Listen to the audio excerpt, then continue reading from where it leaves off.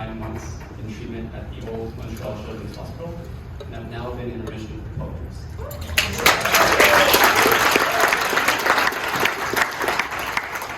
Which makes me 17, not 19.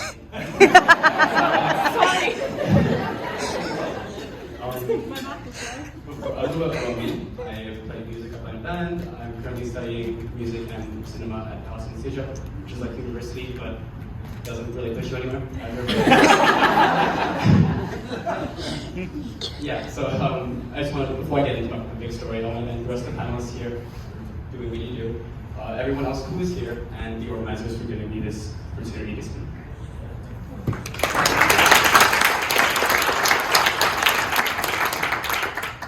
For me, my story starts when I was in my first year of kindergarten, which was 2010, which is I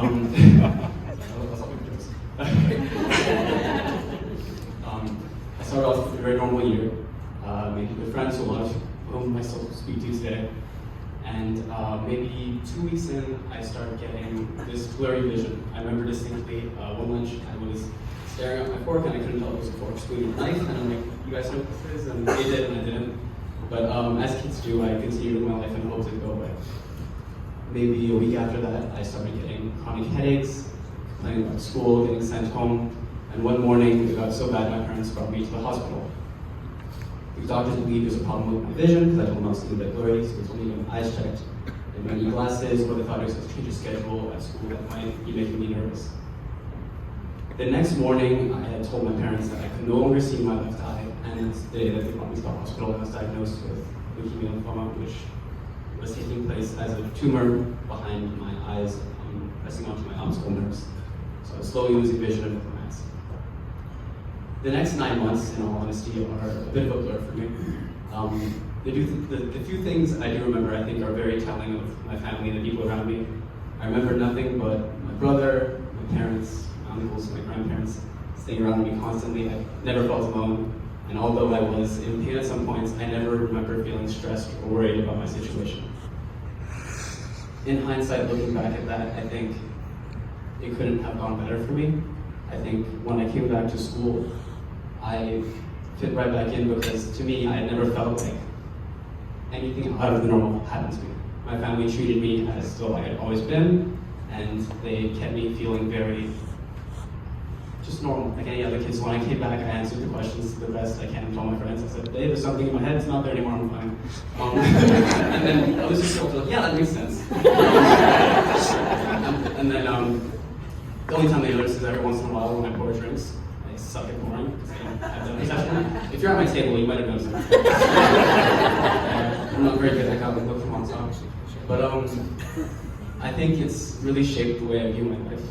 And I think having such a large peak early on in my life of possible outcomes, like I'll call that, has made me look at the rest of my life and see that it's really only, like, relative to that, I no longer feel stressed about many things, although I'm stuttering right now. It's been a while, that's it, a long time inside, there's new people, yeah, I'm just, I think it's made me really positive about everything else that I see. I think, what's the best way to word this? Seeing that this perspective my parents gave me on it made me see something so bad as something normal and something fine. Makes me think that everything else in life is really just a matter of how I look at it and how I can interpret it and how I can pitch to others. I'm thankful to have opportunities to speak like this. I've started I started working with the Leukemia Lymphoma Society every year for the White Night event, which is this large walk we do every year to raise money. My team as a whole, we call it Ferraro, and just raised over $175,000.